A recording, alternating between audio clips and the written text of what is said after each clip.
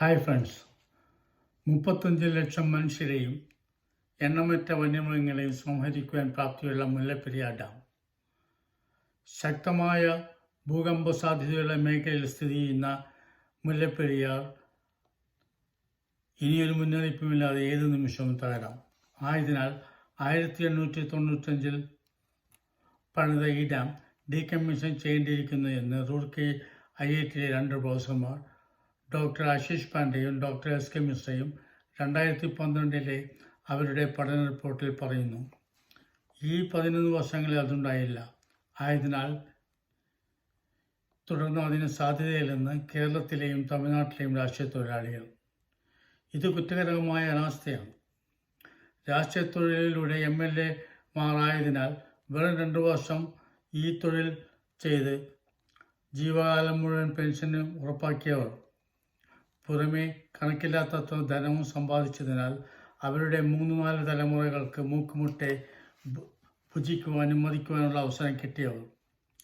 മുല്ലപ്പെരിയാർ ജലത്തിലൂടെ 35 ലക്ഷത്തിലേറെ ജനങ്ങളും കണക്കില്ലാത്തത്ര വന്യമൃഗങ്ങളും ഭൂപ്രദേശവും മുങ്ങിയാൽ തന്നെ അവർക്കെന്ത്?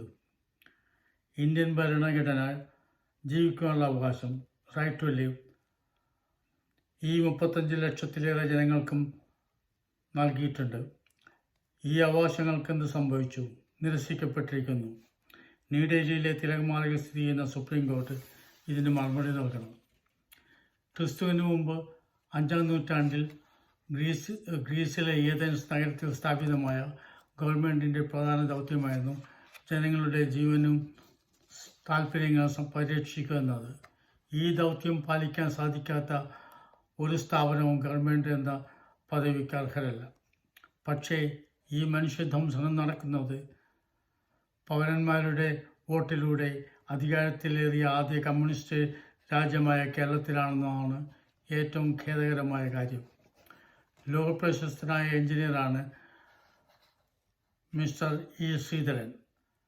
മനുഷ്യരുടെ കയ്യിൽ നിന്ന് ടാക്സ് എന്ന പേരിൽ കോടികൾ പിടിച്ചു പറിച്ച് മൃഷ്ടാന്ന ഭോജനം നടത്തുന്ന കേരളത്തിലെ MLA തൊഴിലാളികൾക്കില്ലാത്ത ജനസ്നേഹമുള്ള ഈ എഞ്ചിനീയർ മുല്ലപ്പെരിയാർ ഡാമിൽ നിന്ന് ജലം തമിഴ്നാട്ടിലേക്ക് തിരിച്ചുവിടാനായി ഒരു ടണൽ നിർമ്മിക്കുവാൻ നിർദ്ദേശിക്കുന്നു.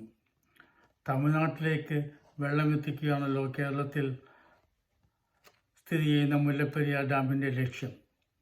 ഈ എഞ്ചിനീയറിംഗ് പ്രതിഭയാണ് കോങ്കൺ റെയിൽവേയും പിന്നീട് ഡൽഹി മെട്രോയും നിർമ്മിച്ചത്. ഡൽഹിയിലെ ജനനിബിഡമായ റോഡുകളിലൂടെ ആർക്കും കാര്യമായ പ്രതിസന്ധികളും കഷ്ടപ്പാടുകളും വിഷമതകളും ഉണ്ടാക്കാതെ നിർമ്മിച്ച ഡൽഹി മെട്രോ ഒരു പ്രതിഭാസം തന്നെയാണ്. ആ കൺസ്ട്രക്ഷൻ സൈറ്റിൽ നിന്ന് ലഭ്യമായ വെള്ളം പമ്പ് ചെയ്ത് ന്യൂഡൽഹി മുനിസിപ്പാലിറ്റികൾക്ക് വിറ്റ് ഗണ്യമായ ധനം ശേഖരിച്ച് ഡൽഹി മെട്രോ കൺസ്ട്രക്ഷൻ ചെലവിലേക്ക് ഉപയോഗിച്ച ബുദ്ധിരാക്ഷസനാണ് മുല്ലപ്പെരിയാർ ഡാമിന് സ്ഫോടനം തടയുവാനായി ഒരു സാധാരണ ജനങ്ങൾക്ക് ചിന്തിക്കാൻ സാധിക്കാത്തതിനുപരിയായ ഒരു മാർഗം ചിന്താശേഷി നഷ്ടമായ ഗവൺമെൻറ്റിന് നൽകുന്നത്. ഒരുപക്ഷെ അത് സഫലമാകുമെന്നതിനാലായിരിക്കണം ഈ രാഷ്ട്രീയ തൊഴിലാളികളും MLA-മാരും ഇതത്ര കാര്യമാക്കാതിരിക്കുന്നത്. തമിഴ്നാട് ഗവൺമെൻറ് ഈ രാഷ്ട്രീയ നേതാക്കൾക്ക് ചിന്താശേഷിക്ക് അതീതമായ ധനവും ഭൂമിയും നൽകിയതായിരിക്കും വദന്തി. നിസ്സാരമായി തള്ളുവാനുള്ളതല്ല അത്. അവർക്ക് ലഭിച്ച് ധനത്തിൻ്റെ ഭാരം പേറാനാവാതെ നിസ്സംഗരായി അവർ വിശ്രമിക്കുന്നു. 35 ലക്ഷം മനുഷ്യജീവനും പക്ഷിമൃഗാദികൾക്കും ഇവിടെ പുല്ലുവില. 35 ലക്ഷം പേർക്ക് ഗുണകരമായ നിയമവശങ്ങൾ ലോ ഓഫ് ടോർട്ടിൽ കാണുന്നു. ടോർട്ടിയസ് ലയബിലിറ്റിയിൽ അന്യർക്ക് യാതൊരുവിധ നഷ്ടവും ഹാനിയും ഉണ്ടാകാതിരിക്കുവാൻ ശ്രദ്ധിക്കുകയും പ്രവർത്തിക്കുകയും ചെയ്യുന്നത് ഓരോ മനുഷ്യൻ്റെയും കടമയാണ്. 2021 UN റിപ്പോർട്ട് കാണുക. സജീവമായ ഭൂകമ്പ പ്രദേശത്ത് സ്ഥിതി ചെയ്യുന്നതിനാൽ ഡീകമ്മീഷൻ ചെയ്യേണ്ട ലോകത്തിലെ വലിയ ഡാമുകളിലൊന്നാണ് Mullaperiyar dam. Para 8 1970 Tamil Nadu Kerala agreement on Mullaperiyar hydro electric scheme. ഇതുപ്രകാരമുള്ള സ്ഥലങ്ങളിലും അനുബന്ധിത പ്രദേശങ്ങളിലും തമിഴ്നാട് ഗവൺമെൻറ്റിൻ്റെ അധികാരങ്ങളും ആശങ്കകളും ഉദ്ഭവിക്കുന്ന സ്ഥലങ്ങൾക്കും മറ്റുവിധ നഷ്ടങ്ങൾക്കും കേരളത്തിന് ന്യായമായ കോമ്പൻസേഷൻ നൽകുവാൻ തമിഴ്നാട് ഗവൺമെൻറ് സന്നദ്ധത പ്രകടിപ്പിക്കുന്നു. നിബന്ധന 2. മേൽവിവരിച്ച വ്യവസ്ഥകൾക്ക് അതീതമായ തമിഴ്നാട് ഗവൺമെൻറ്റിൽ നിക്ഷിപ്തമല്ലാത്ത എല്ലാവിധ അവകാശങ്ങളും കേരള ഗവൺമെൻറ്റിൽ നിക്ഷിപ്തമാണ്. മറ്റുള്ളവർക്ക് വേണ്ടി വേഗലപ്പെടുത്തുന്നവരുടെ ആസന്ന ഭയം ഇതാണ്. 2021 UN സ്റ്റഡി കേരളത്തിലെ 35 ലക്ഷം പേരുടെ ജീവഹാനിയെപ്പറ്റി നൽകുന്ന മുന്നറിയിപ്പ്. 50 സ്ക്വയർ കിലോമീറ്ററിൽ അധികം ഭീകരമായ വെള്ളപ്പൊക്കം 36 അടി ഉയരത്തിൽ ചുറ്റും വ്യാപിക്കും. ഈ ഭയാനക വെള്ളപ്പൊക്കത്തിൻ്റെ തീവ്രശക്തിയുള്ള പ്രവാഹത്തിൽ നിന്ന് രക്ഷപ്പെടാൻ 35 ലക്ഷം കുട്ടികൾക്കും സ്ത്രീകൾക്കും പുരുഷന്മാർക്കും വൃദ്ധന്മാർക്കും കേവലം 15 മുതൽ 20 മിനിറ്റ് മാത്രമേ ലഭ്യമാകൂ. അതിനുള്ളിൽ ജീവൻ രക്ഷിക്കുവാൻ അവർക്ക് 7 കിലോമീറ്റർ ദൂരമെങ്കിലും ഓടിക്കടക്കണം. ഏറ്റവും വേഗം കൂടിയ മാരത്തോൺ ഓട്ടക്കാർക്ക് കൂടി ഇത്രയും സമയത്തിൽ ഏകദേശം 2.25 മുതൽ 3 കിലോമീറ്റർ ദൂരമേ ഓടുവാൻ സാധിക്കുകയുള്ളൂ. അതായത് ഈ സമയപരിധിയിൽ മുല്ലപ്പെരിയാർ തകർന്നാൽ 36 അടി ഉയരമുള്ള അതിൻ്റെ വെള്ളപ്പാച്ചിൽ ഏറ്റവും കൂടിയത് 300 കിലോമീറ്റർ ദൂരം എത്തുന്നതിന് മുമ്പ് തന്നെ 35 ലക്ഷം മനുഷ്യരെയും വിഴുങ്ങിയിട്ടുണ്ടാകും. ദിവസങ്ങൾക്ക് ശേഷം അമേരിക്കയിലും യൂറോപ്പിലുമുള്ള ശാസ്ത്രജ്ഞന്മാർ ആ വെള്ളപ്പാച്ചിലിൻ്റെ വേഗത കൃത്യമായി തിട്ടപ്പെടുത്തും.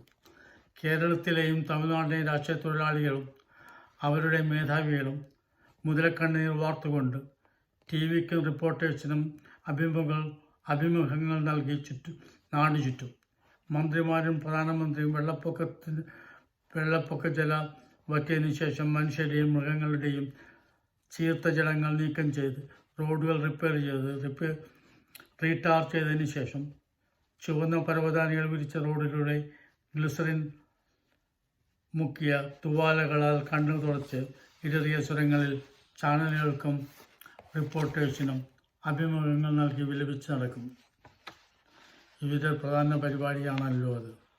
35 ലക്ഷം ജനങ്ങളുടെ മരണനടുക്കം തന്നെ തമിഴ്നാട് ഗവൺമെൻറ്റിൻ്റെയും മറ്റുള്ളവരുടെയും അശ്രദ്ധയ്ക്കും വളരെ വില കുറഞ്ഞ് നേടാവുമായിരുന്ന മനുഷ്യ മൃഗജീവനുകളുടെ നഷ്ടബാധ്യതയിൽ നിന്ന് ഒഴിഞ്ഞു മാറുവാൻ സാധ്യമല്ല. സുപ്രീം കോർട്ട് നിജസ്ഥിതി മനസ്സിലാക്കുവാനും പ്രതിവിധി തേടുവാനുമായി ഉയർന്ന അധികാരമുള്ള ജഡ്ജിമാരെ നിയമിച്ചാലും അവരുടെ കുറ്റത്തിൻ്റെയും നിഷ്ക്രിയതയുടെയും രക്തക്കറകളെ അറേബ്യയിലെ സുഗന്ധദ്രവ്യങ്ങൾക്ക് പോലും മാറ്റുവാൻ സാധിക്കുകയില്ല. അയൽവാസിയുടെ അമ്മ ഉന്മാദത്തിനടിമയായി സ്വന്തം വസ്ത്രങ്ങൾ കീറിയെറിഞ്ഞ് റോഡിലൂടെ ഓടുന്നത് കാണുവാൻ എന്തൊരു ചേല് എന്ന നിഷ്ക്രിയരായ മനുഷ്യരുടെ മനോഭാവം നമ്മൾക്ക് അനുഭവിക്കാൻ പാടില്ല. തമിഴ്നാടിൻ്റെ ടോർട്ടിയസ് ലയബിലിറ്റി സ്ഥാപിക്കാനായി ഇതൊന്നും ആവശ്യമില്ല. ഫ്ലെക്ചറിൻ്റെ തൻ്റെ പറമ്പിലൂടെ സ്ഥിതി ചെയ്തിരുന്ന തുരുമ്പിച്ച പൈപ്പിനെപ്പറ്റി യാതൊരു അറിവുമില്ലായിരുന്നു. പക്ഷേ ആ ഭൂഗർഭ പൈപ്പിൽ നിന്നൊഴുകിയ വെള്ളം നൽകിയ നഷ്ടം പരിഹരിക്കുവാൻ കോടതി വിധിയായി. മുല്ലപ്പെരിയാർ 35 ലക്ഷം മനുഷ്യരെയും അതിലും കൂടുതൽ വന്യമൃഗങ്ങളെ നശിപ്പിച്ചാൽ അമേരിക്കയിൽ നിന്നും ഭോപ്പാൽ ഗ്യാസ് ട്രാജഡിയിൽ പങ്കെടുത്ത പോലെ ധാരാളം വക്കീൽമാർ ഇന്ത്യയിൽ പാഞ്ഞെത്തും. കേസുകൾ വാദിക്കുവാനും നഷ്ടപരിഹാരം വാങ്ങിക്കൊടുക്കുവാനുമായി. മുല്ലപ്പെരിയാർ ഡാം ടേംസ് നീട്ടി നൽകുവാൻ കേരള മുഖ്യമന്ത്രിക്ക് അധികാരമുണ്ടായിരുന്നു. ഒറിജിനൽ ഡോക്യുമെൻ്റ് സൈൻ ചെയ്തതിന് ശേഷം ട്രാവൻകൂർ മഹാരാജാവ് താൻ തോക്കിൻ്റെ മുന്നിലാണ് അത് ഒപ്പിട്ടതെന്ന് വ്യക്തമാക്കി.